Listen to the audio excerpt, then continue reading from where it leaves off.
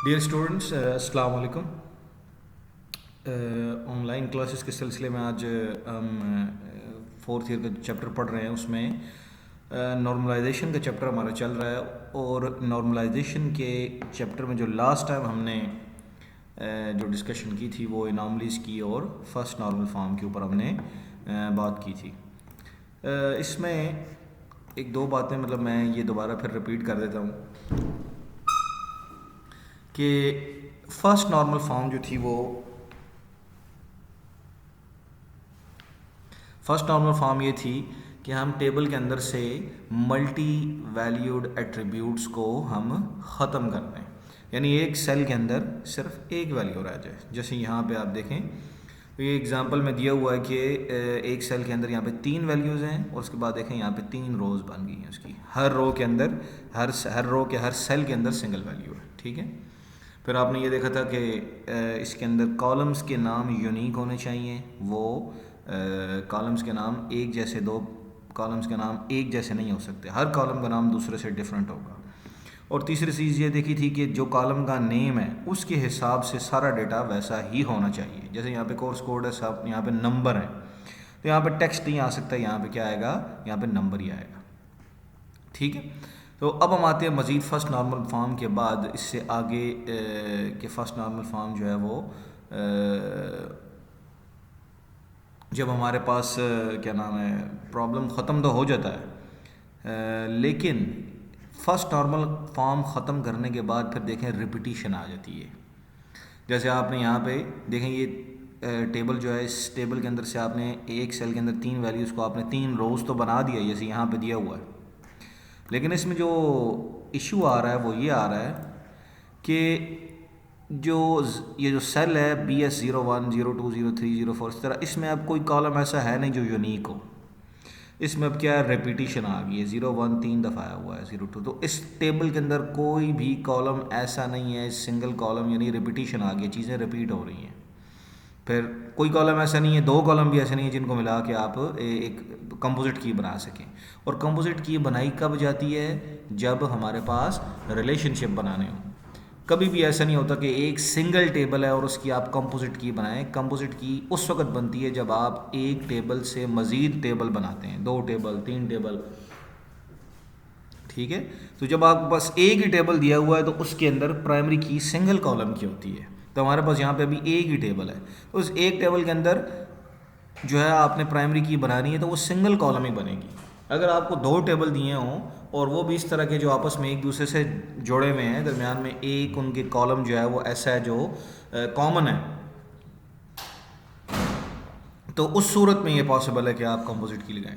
तो यहाँ पे हमारे पास सिंगल कॉलम है और सिंगल कॉलम कोई भी ऐसा नहीं जो कि मतलब ऐसा हो कि इसके अंदर यूनिक वैल्यूज़ हो।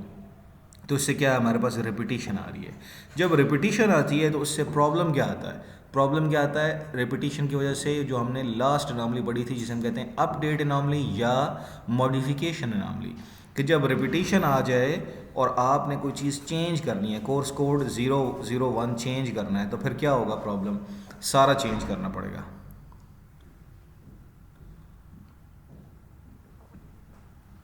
हर उस जगह पे जाके कोर्स कोड चेंज करना पड़ेगा जहाँ पे वो 001 आया हुआ है। या कोर्स नेम चेंज करना है तो हर जगह पे जाके चेंज करना पड़ेगा। किसी एक जगह पे भी आपने चेंज न किया तो इससे क्या प्रॉब्लम आएगी, इससे प्रॉब्लम ये आएगी कि आपका जो टेबल है वो उसके अंदर इनकंसिस्टेंट वैल्यूज़ आ जाएंगी, वो वैल्यूज़ ठीक नहीं होंगी, ठीक है।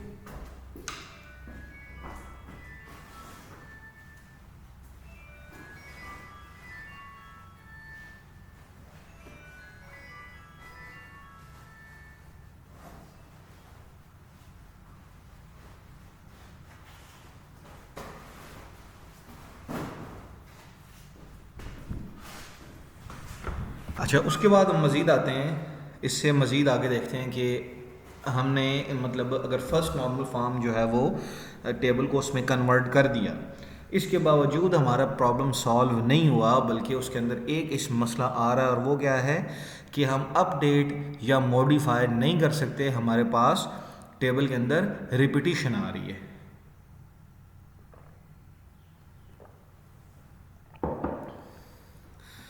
इसको ख़त्म करने के लिए हम क्या करते हैं कि हम अब पढ़ेंगे फंक्शनल डिपेंडेंसी कि फर्स्ट नॉर्मल और रिपीटिशन, ये रिपीटिंग ग्रुप ख़त्म करना है। रिपीटिंग ग्रुप ख़त्म करने के लिए हमारे पास ये टॉपिक पढ़ना ज़रूरी है जिसे हम कहते हैं फंक्शनल डिपेंडेंसी। वो उस दूसरी बुक में भी दिया हुआ है, यहाँ पे भी, जो इससे पहले गुजर चुका है। आप चाहें तो ये फंक्शनल डिपेंडेंसी यहाँ से पढ़ लें, मैं आपको इधर स्लाइड से समझा रहा हूँ। यहाँ पे ज़रा आसान अच्छा लिखा हुआ है। तो यहाँ फंक्शनल डिपेंडेंसी क्या होती है कि a constraint between two attributes in which value of one attribute is determined by value of another attribute. यहाँ आपके पास अगर कोई हम एग्जाम्पल देखते हैं, एग्जाम्पल में इस फंक्शनल डिपेंडेंसी का मतलब ये है कि फंक्शनल डिपेंडेंसी का मतलब ये है कि टेबल के अंदर बहुत सारे चूंकि कॉलम होते हैं, 1 2 3 4 5 6 कॉलम है इस टेबल के अंदर। तो 6 कॉलम में आपको मिसाल के तौर पर कोई एक कॉलम ऐसा है जो जिसकी वैल्यू पता हो तो आप दूसरे कॉलम यानी दूसरे कॉलम के बारे में भी बता सकते हैं। ठीक है, एक कॉलम जो है कोई दूसरा कॉलम उस पे डिपेंड कर रहा है। ठीक है, तो हम इसे क्या कहते हैं जी कि ये हमारे पास फंक्शनल डिपेंडेंसी कहलाती है।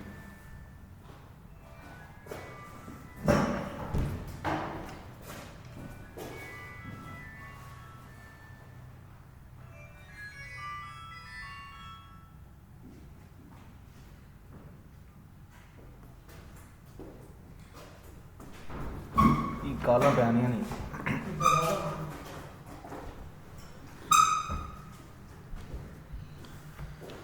तो अब यहाँ पे क्या है हमारे पास कि हमें इस टेबल के अंदर एम्प्लॉय आईडी पता है AC201। तो AC201 देखिए टेबल के अंदर कहाँ आई है, और कहीं नहीं आई, सिर्फ इधर आई है। AC201 के आगे क्या चीज़ है, बाबर। तो अगर हमें एम्प्लॉय आईडी पता है तो हम नेम बता सकते हैं, क्योंकि नेम किस पे डिपेंड कर रहा है, एम्प्लॉय आईडी पे। ठीक है, प्राइमरी की पे डिपेंड कर रहा है। इस पे टेबल की प्राइमरी की है एम्प्लॉय आईडी। इस तरह MK101 है राशिद, ID301 है तो उसके आगे तायरा। तो ID301 3 जगह पे आया है और 3 की 3 जगह पे आगे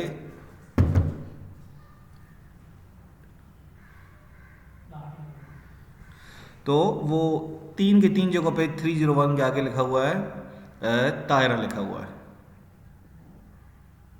तो इसका मतलब क्या है कि 301 अगर आपको पता है ID301 तो उसके आगे जहाँ भी जैन तायरा ही है, MK101 के आगे राशिदी है, AC201 के आगे बाबर ही है। अगर यहाँ पे ऐसे होता कि AC201 के आगे बाबर भी होता और AC201 के आगे कोई और नाम भी आता तो इसका मतलब क्या होता कि फिर नेम एम्प्लॉय आईडी पे डिपेंड नहीं कर रहा। लेकिन आप देख लें कि एम्प्लॉय आईडी में जिस जगह पे AC201 है वहाँ पे यूनिक नेम बाबर ही है। इस तरह MK101 के आगे राशिदी है, ठीक है, और ID301 के आगे तायरा ही है। कुछ और एग्जांपल देख लेते हैं यहाँ पे, अगर यहाँ पे कुछ और दी हुई हो तो इस टेबल के अंदर देखते हैं जो हमें दूसरा दिया हुआ है इस एग्जांपल के अंदर। जैसे यहाँ पे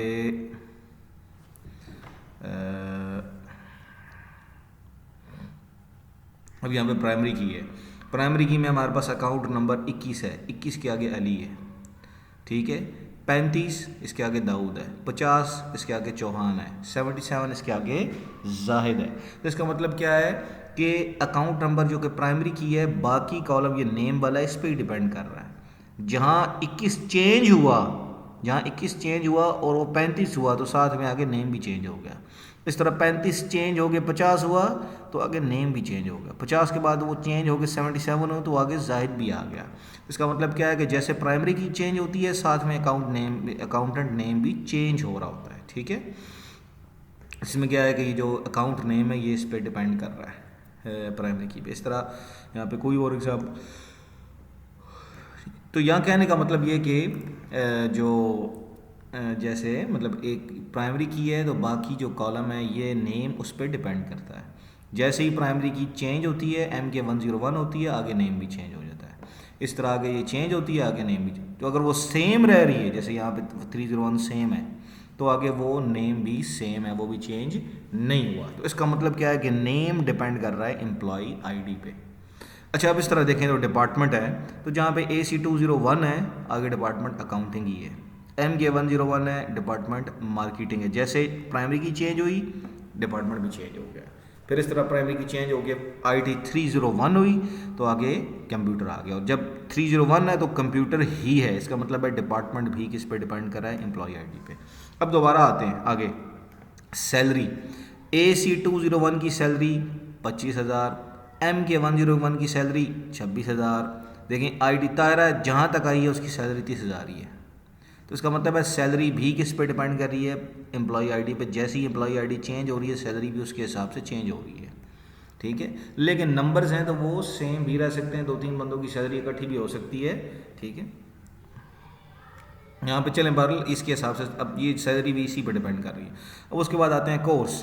तो AC201 आगे कोर्स है MS office, MK101 quality management, IT301 visual basic, फिर IT301 C++। देखें यहाँ चेंज आई है, यहाँ चेंज देखें, फ़र्क अब नज़र आ रहा है कि IT301 में तायरा था, कंप्यूटर था, 30,000 था। तो यानी ये 3 कॉलम नेम, डिपार्टमेंट और सैलरी तो एम्प्लॉय आईडी पे ही डिपेंड कर रहे हैं। लेकिन कोर्स वाला जो है वो एम्प्लॉय आईडी पे डिपेंड नहीं कर रहा, क्योंकि IT301 है तो यहाँ पे विजुअल बेसिक है, फिर IT301 है तो C++ है। इसका मतलब क्या है कि ये चेंज हो गया है कोर्स, लेकिन ये प्राइमरी की के हिसाब से चेंज नहीं हुआ। MS ऑफिस, चलो ये बात ठीक है, पहली दफ़ा 101 यहाँ पे चेंज आई है।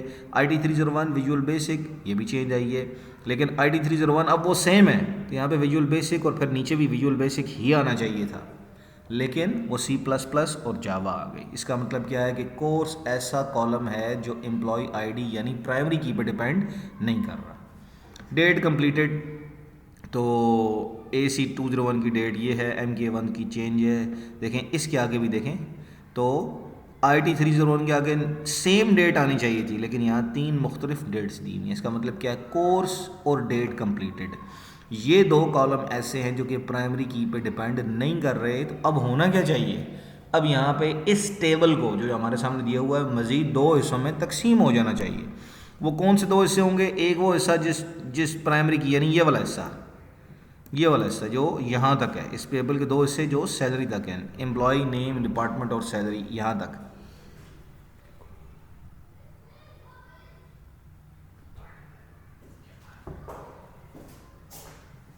चौकीदार के पास जाए ना, उससे चाबी ले के इकोनॉमिक्स डिपार्टमेंट की और वहाँ से ताला खोल के उतार के ले, अगर वो कहता है तो मेरी बात करा दे उससे।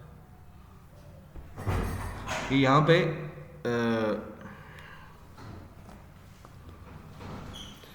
पे हमें ये चीज़ समझ आ गई कि हमने इस टेबल को अब क्या करना है, मज़ीद 2 हिस्सों में तकसीम करना है।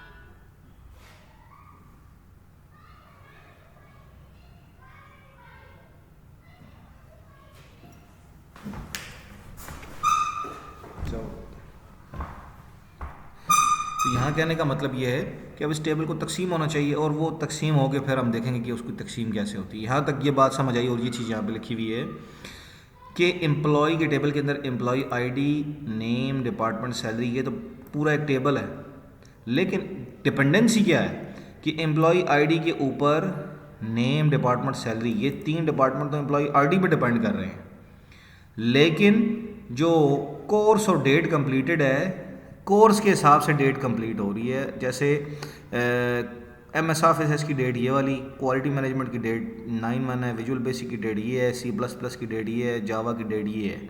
तो इसका मतलब है कि डेट कंप्लीटेड कोर्स पे डिपेंड कर रहा है, ठीक है। डेट कंप्लीटेड किस पे डिपेंड कर रहा है, वो कोर्स पे डिपेंड कर रहा है, वो प्राइमरी की पे डिपेंड नहीं कर रहा। तो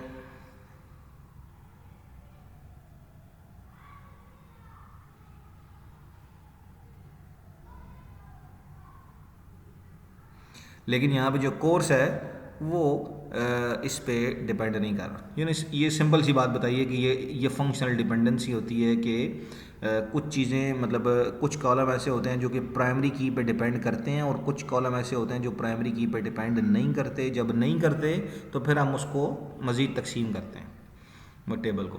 तो ये फंक्शनल डिपेंडेंसी कहलाती है। यहाँ तक होपफुली आपको क्लियर होगा कि फंक्शनल डिपेंडेंसी क्या होती है। एक कॉलम टेबल का किसी दूसरे कॉलम पे डिपेंड कर रहा होता है, टेबल का एक कॉलम किसी दूसरे कॉलम पे डिपेंड कर रहा होता है, और वो इस तरह डिपेंड कर रहा होता है कि जैसे जैसे प्राइमरी की चेंज हो रही होती है उसके साथ साथ वो दूसरा कॉलम भी चेंज हो रहा होता है। लेकिन कुछ कॉलम ऐसे हैं जो कि प्राइमरी की पे डिपेंड नहीं करते। इसका मतलब क्या है कि प्राइमरी की अगर चेंज भी हो जाए तो वो चेंज नहीं होते। और ये भी पॉसिबल है कि अगर प्राइमरी की चेंज ना हो, जैसे यहाँ पे 301 है और 301 ही है, लेकिन जो दूसरा कॉलम है वो चेंज हो गया है, ठीक है, तो ये भी पॉसिबल है। इसका मतलब है कि ये कोर्स वाला और डेट कंप्लीटेड ये आपस में डिपेंड कर रहे हैं एक दूसरे पे। कोर्स डेट कंप्लीटेड कोर्स पे डिपेंड कर रहा है, लेकिन कोर्स जो है वो प्राइमरी की पे डिपेंड नहीं कर रहा। अब आते हैं हम उसके ऊपर कि सेकंड नॉर्मल फॉर्म क्या होती है। यहाँ हमने डिपेंडेंसी पढ़ ली कि फंक्शनल डिपेंडेंसी क्या चीज़ है। सेकंड नॉर्मल फॉर्म क्या कहती है कि एक टेबल जो है वो सेकंड नॉर्मल फॉर्म में कब होगा, जब वो पहले फर्स्ट नॉर्मल फॉर्म में होना चाहिए।